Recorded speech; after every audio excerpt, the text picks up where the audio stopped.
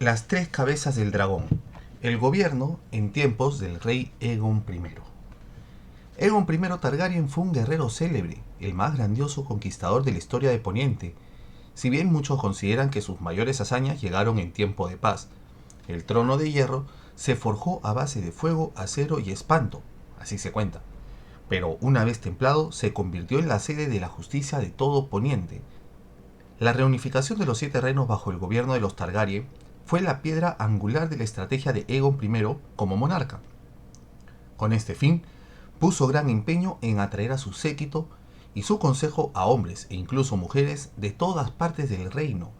Alentó a sus antiguos enemigos a enviar a la corte a sus hijos, sobre todo a los más jóvenes, ya que la mayoría de los grandes señores se mostraban reacios a separarse de sus herederos, donde sirvieron de pajes, coperos y escuderos, y las muchachas de doncellas y acompañantes de las reinas de Aegon. En Desembarco del Rey presenciaron la justicia real, y se los instó a pensar en sí mismos no como occidentales, tormenteños o norteños, sino como súbditos leales de un gran reino. Los Targaryen también concertaron muchos matrimonios entre casas nobles de los rincones más remotos del reino, con la esperanza de que las alianzas contribuyesen a unir las tierras conquistadas y convertir los siete reinos en uno. Visenya y Rhaenys, las reinas de Aegon, se entregaron a la tarea con entusiasmo. En pago a sus esfuerzos, el joven Ronel Arryn, señor del Nido de Águilas, tomó por esposa a una hija de Torrhen Stark, de Invernalia, mientras que el hijo mayor de Loren Lannister, heredero de Roca Casterly, se casó con una Redwyne del Rejo. Cuando el lucero de la tarde, señor de Tart, tuvo trillizas, la reina Rhaenys las prometió con las casas Corby, Hightower y Harlow. La reina Visenya pactó una boda doble entre los Blackwood y los Bracken, rivales cuya enemistad se remontaba a varios siglos, emparejando a un vástago varón de cada familia con una hembra de la otra para sellar la paz entre ambas. Y cuando una doncella de Rhaenys de la casa Roban se quedó embarazada de un ayudante de cocina, la reina consiguió casarla con un caballero de Puerto Blanco y que otro de Lannisport aceptase a su bastardo como pupilo. Aunque nadie dudaba de que Aegon Targaryen tenía la última palabra en cualquier cuestión relacionada con el gobierno, sus hermanas Visenya y Rhaenys compartieron el poder durante todo su reinado. Ninguna otra reina de la historia de los siete reinos gozó jamás de tanta influencia política como las hermanas del dragón, salvo quizá la bondadosa reina Lisanne, esposa de Jaehaerys I. Cuando el rey salía de viaje, tenían por costumbre llevarse a una, mientras que la otra se quedaba en Rocadragón o en Desembarco del Rey, a menudo para ocupar el trono de hierro y solventar los asuntos que se presentaran. A pesar de que Aegon eligió Desembarco del Rey como sede real e instaló el trono de hierro en el salón cargado de humo de su fuerte, apenas pasó allí la cuarta parte de su reinado. Otros tantos días con sus noches los pasó en Rocadragón, la fortaleza insular de sus antepasados. El castillo que se alzaba a los pies de Monte Dragón era 10 veces mayor que el del fuerte de Aegon, y mucho más cómodo, seguro y venerable. El conquistador afirmó en cierta ocasión que le gustaba incluso el olor de la isla, el aire salado que siempre transportaba humo y azufre. Aegon dividía el tiempo entre ambos asentamientos, que alternaba durante la mitad del año aproximadamente. La otra mitad la consagraba a sus interminables visitas reales. Arrastraba la corte de castillo en castillo y se alojaba por turnos con todos los grandes señores. Su Alteza honró numerosas veces con su presencia Puerto Gaviota y el Nido de Águilas, Harrenhal, Aguas Dulces, Lannisport y Roca Casterly, Refugio Quebrado, Roble Viejo, Alto Jardín, Antigua, El Rejo, Colina Cuerno, Vado Ceniza, Bastión de Tormentas y hasta el Castillo del Atardecer. Pero podía presentarse en cualquier otra parte, en ocasiones con un séquito de 1 millar de caballeros, señores y damas.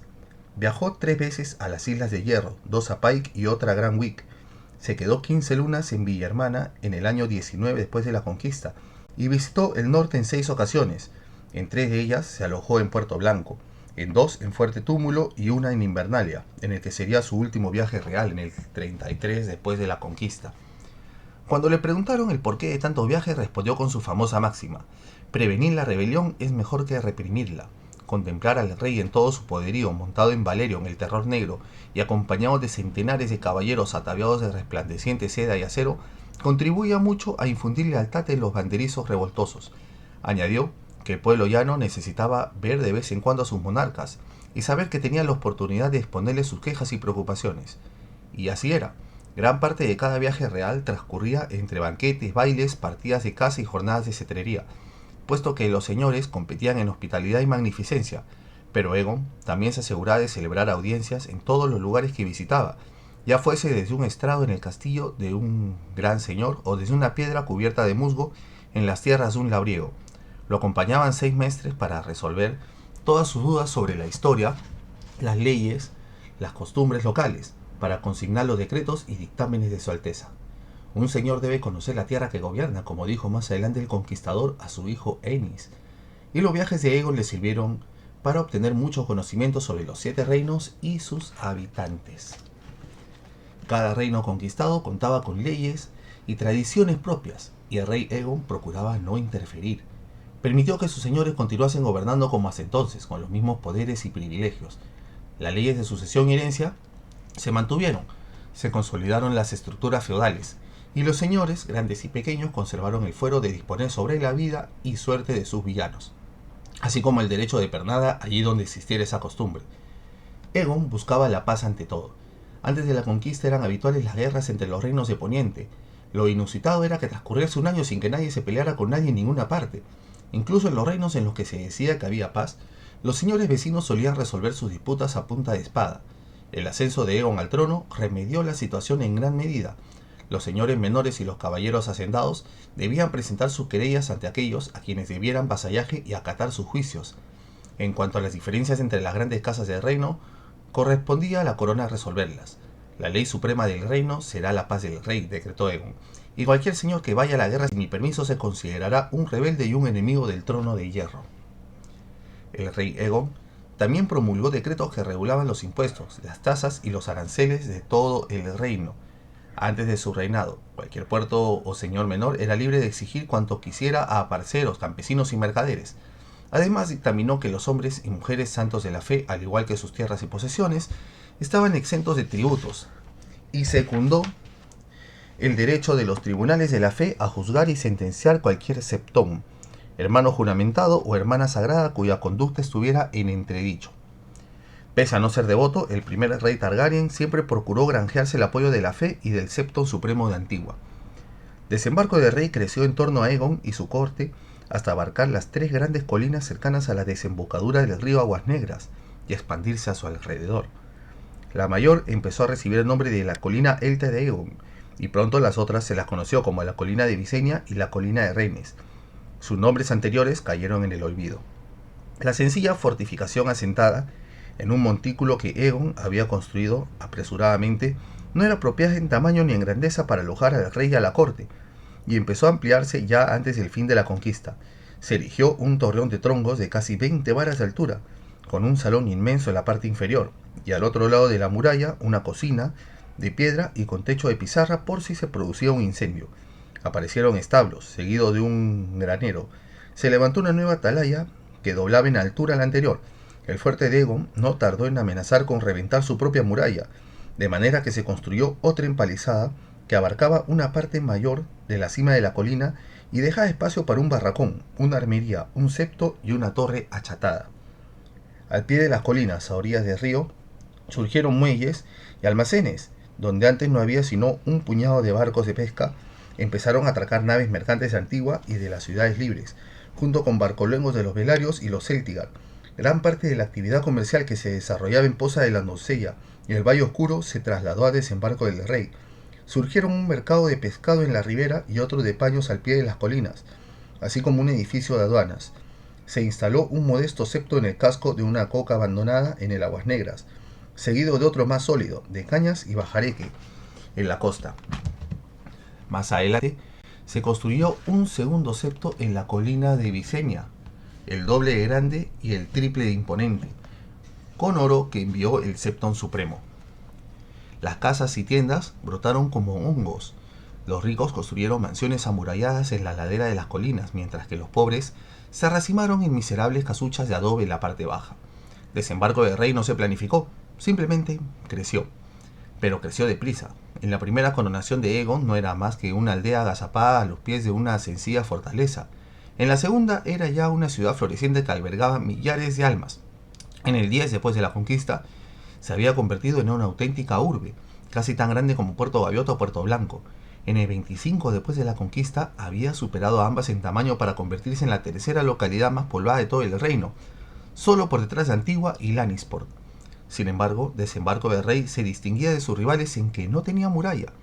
No le hacía falta, se oía decir a los residentes.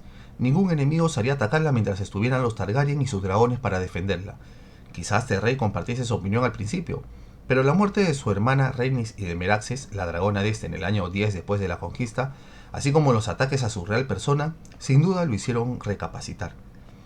En el año 19 después de la conquista, Poniente tuvo noticia de un osado ataque a las Islas del Verano, una flota pirata que saqueó árboles altos para llevarse 1.000.000 de mujeres y niños como esclavos, junto con un botín inconmensurable. El relato de la incursión consternó al soberano, pues se dio cuenta de que el Desembarco del Rey sería igualmente vulnerable a cualquier enemigo que tuviera la astucia suficiente para caer sobre la ciudad cuando Visenya y él se ausentaran. En consecuencia, encomendó al gran maestre Gawain y a Ser Osmund Strong, la mano del rey, la tarea de construir una muralla alrededor de la ciudad, tan alta y fuerte como las que protegían Antigua y Lannisport.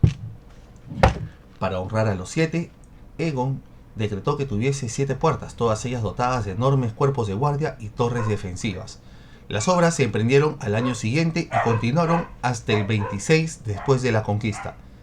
Ser Osmund fue la cuarta mano del rey. La primera había sido Lord Oris Baratheon, su hermano bastardo y compañero de juventud, pero cayó prisionero durante la guerra dorniense y le amputaron la mano de la espada. Cuando lo rescataron, pidió al rey que lo relevase de sus funciones. ¿Cómo voy a ser mano de rey sin la mano?, dijo. No puedo consentir que me llamen el muñón del rey. Entonces Aegon convocó a Edmund Tully, señor de Aguas Dulces, para que asumiera el cargo. Lord Edmund lo ocupó del 7 al 9 después de la conquista, año en que su mujer murió de parto y él decidió que sus hijos lo necesitaban más que el reino, por lo que solicitó permiso al rey para retirarse a las tierras de los ríos. Lo sustituyó Alton Celtigar, señor de Isla Zarpa, quien desempeñó la función con destreza hasta que murió de manera natural en el año 17 después de la conquista, año en que el rey nombró a Ser Osmund Strong. El gran maestre Gawain había sido el tercero en el cargo. Aegon Targaryen siempre había tenido un maestre a su servicio en Rocadragón, igual que su padre y el padre de su padre antes que él. Todos los grandes señores de Poniente, así como numerosos señores menores y caballeros hacendados, contaban con maestres educados en la ciudadela antigua, que ejercían de sanadores, escribas y consejeros. Criaban y entrenaban a los cuervos mensajeros y escribían y leían los mensajes para aquellos señores que carecían de estas habilidades. Ayudaban a los mayordomos con las cuentas domésticas e instruían a los niños.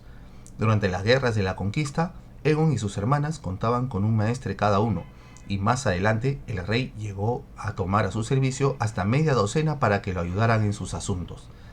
Pero los más sabios e instruidos de los 7 reinos eran los archimestres de la ciudadela. Cada uno representaba la autoridad suprema en una de las grandes disciplinas.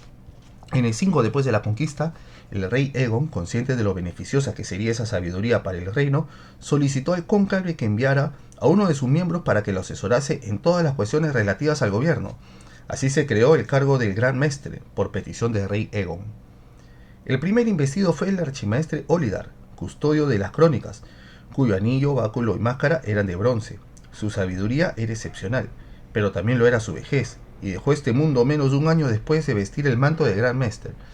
Para ocupar su lugar, el cónclave eligió al archimaestre Leonter, para ocupar su lugar con anillo, báculo y máscara de oro amarillo. Resultó tener mejor salud que en su antecesor y sirvió el reino hasta el 12 después de la conquista. Cuando resbaló en el barro, se rompió la cadera y murió poco después, momento en que ascendió al cargo el gran maestre Gawain. La institución del Consejo Privado del Rey no floreció en plenitud hasta el reinado de Jaehaerys el Conciliador, lo cual no significa que Aegon gobernase sin consejo alguno. Es sabido que solía consultar al gran maestre de turno, así como a los demás maestres que tenía a su servicio. En cuestión de tributos, deudas e ingresos, recurría al consejero de la moneda. Pese a tener un septón en Desembarco del Rey y otro en Rocadragón, prefería escribir al Septón Supremo de Antigua para tratar los asuntos religiosos, y nunca dejaba de visitar el septo estrellado durante sus viajes anuales. Pero, más que en ningún otro, el rey confiaba en su mano, y por supuesto en sus hermanas, las reinas Rhaenys y Visenya. La reina Rhaenys era una gran protectora de los bardos y trovadores de los 7 reinos, y bañaba en oro y regalos a quienes la complacían. A pesar de que la reina Visenia la consideraba una costumbre frívola, mostraba una sabiduría que iba más allá de la afición a la música. Los bardos del reino, en su afán por ganarse su favor, compusieron muchas canciones en alabanza de la casa Targaryen y el rey Aegon, que luego cantaron en todos los castillos, fortalezas y plazas con que se toparon entre las marcas de Dorne y el muro. Así glorificaron la conquista a ojos de las gentes sencillas e hicieron un héroe del rey Aegon el Dragón. La reina Rhaenys también se interesaba mucho por el pueblo llano y mostraba especial cariño a las mujeres y los niños. En cierta ocasión, cuando celebraba audiencia en el fuerte de Aegon, llevaron a su presencia a un hombre que había matado a golpes a su esposa. Los hermanos de la mujer pedían castigo, pero el hombre adujo que era su derecho legítimo, puesto que la había encontrado en la cama con otro. El derecho del marido de escarmentar a una esposa descarriada era bien conocido en los 7 reinos, salvo el Dorne. Añadió que la vara con que había propinado los golpes no era más gruesa que su pulgar, e incluso la mostró como prueba, pero no supo responder cuando la reina le preguntó cuántas veces la había usado. Los hermanos insistían en que había asestado un centenar de veces. La reina Rhaenys consultó a sus maestres y septones antes de pronunciar su veredicto. Una adúltera era una ofensa para los 7, quienes crearon a la mujer para que guardase fidelidad y obediencia a su marido, y por tanto merecía castigo. Sin embargo, dado que los 7 eran los rostros divinos, el castigo debía constar solo de 6 golpes, puesto que el 7º sería para el desconocido, y el desconocido es la faz de la muerte. En consecuencia, los 6 primeros golpes habían sido legítimos, pero los 94 restantes constituían una ofensa ante los dioses y los hombres, y debía resarcirse en especie. Desde ese día, la regla del 6 pasó a formar parte, junto con la regla del pulgar, de la ley del reino. Al marido lo llevaron al pie de la colina de Rhaenys, donde los hermanos de la difunta le propinaron 94 golpes con las varas del grosor reglamentario. Aunque la reina Visenya no compartía el amor de su hermana por la música y el canto, no carecía de humor, y tuvo su propio bufón durante muchos años, un jorobado hirsuto llamado Lord Caramono, cuyas payasadas la entretenían de sobremanera. Cuando se asfixió con un hueso de melocotón, la reina se hizo con un mono y lo vistió con la ropa de Lord Caramono. A menudo se le oía decir que el nuevo era más listo. Pero Visenya Targaryen tenía un lado oscuro. El rostro que presentaba ante la mayoría era el de una guerrera adusta e implacable. Hasta su hermosura estaba teñida de aspereza, afirmaban sus admiradores. Visenya, la mayor de las 3 cabezas del dragón, sobrevivió a sus otros 2 hermanos, y corrieron rumores de que en sus últimos años, cuando ya no podía esgrimir la espada, se dedicó a experimentar con las artes oscuras, preparar pócimas y practicar hechizos malignos. Hubo incluso quien dejó caer las palabras matasangre y matarreyes, pero nunca se ofrecieron pruebas para tales maledicencias. Amarga sería la ironía si fueran ciertas, porque nadie puso más empeño en proteger al rey que ella durante su juventud. En 2 ocasiones Visenya blandió a Hermano Oscura para salvar a Aegon de sendos ataques de asesinos dornienses. A veces recelosa, a veces belicosa, no confiaba en nadie más que en su hermano. Durante la guerra dorniense, adoptó el hábito de vestir cota de malla día y noche, incluso bajo la ropa cortesana, e insistió en que Aegon la imitara. Cuando Aegon se negó, se puso furiosa. Por mucho que empuñes a fuego oscuro, siguen sin ser más que un hombre, y yo no puedo estar siempre a tu lado para protegerte. Cuando el rey le recordó que estaba rodeado de guardias, Visenya desenvainó a Hermano Oscura y le hizo un corte en la mejilla antes de que nadie acertara a reaccionar. Tus guardias son lentos y perezosos, igual que te he cortado, podía haberte matado. Necesitas más protección. El ensangrentado rey no tuvo más remedio que darle la razón. Muchos reyes habían tenido adalides a cargo de su defensa. Aegon era el señor de los 7 reinos, de modo que Visenya resolvió que necesitaba 7 adalides. Así nació la Guardia Real, una hermandad de 7 caballeros, la flor y nata del reino, con capas y armaduras del blanco más puro y la protección del rey como único propósito, a costa de sus propias vidas si fuera menester. Visenya formuló sus votos a semejanza del juramento de la Guardia de la Noche, al igual que los cuervos con sus vestiduras negras en el muro. Las espadas blancas servirían de por vida y renunciarían a sus tierras, títulos y bienes terrenales para llevar una vida de obediencia y castidad, sin otra recompensa que el honor. Fueron tantos los caballeros que aspiraban a unirse a la Guardia Real que el rey Aegon se planteó organizar un gran torneo para decidir su valía, pero Visenya lo desechó, pues en su opinión, ser un caballero de la Guardia Real exigía mucho más que destreza con las armas. No estaba dispuesto a correr el riesgo de rodear al rey de hombres de lealtad dudosa, por muy bien que se desenvolvieran en las justas. Decidió que los elegiría personalmente. Entre los seleccionados había jóvenes y viejos, altos y bajos, rubios y morenos. Procedían de todos los rincones del reino. Algunos eran segundones, otros herederos de casas venerables que habían renunciado al derecho de sucesión para servir al rey. Uno era un caballero andante, otro un bastardo, pero todos eran rápidos, fuertes, despiertos, diestros con la espada y el escudo, y fieles al rey. Los nombres de los 7 Dagon quedaron inmortalizados en el libro blanco de la Guardia Real. Sir Richard Root, Sir Addison Colina, el bastardo del Trigal, los hermanos Sir Gregor y Sir Griffith Coot, Sir Humphrey el Titiritero, Sir Robert Darkling, al que llamaban el Zorzal Negro, y el Lord Comandante Sir Corlys Velaryon.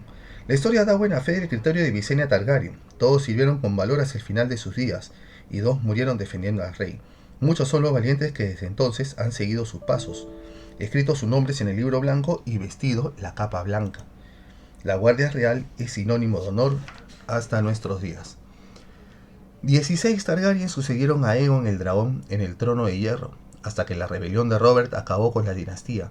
Entre ellos hubo sabios y necios, gentiles y crueles, bondadosos y taimados. Sin embargo, si juzgamos a los reyes dragón solamente por su legado, por el progreso, las leyes y las instituciones que nos dejaron, el nombre de rey Aegon I debe destacar entre los primeros, así en la guerra como en la paz.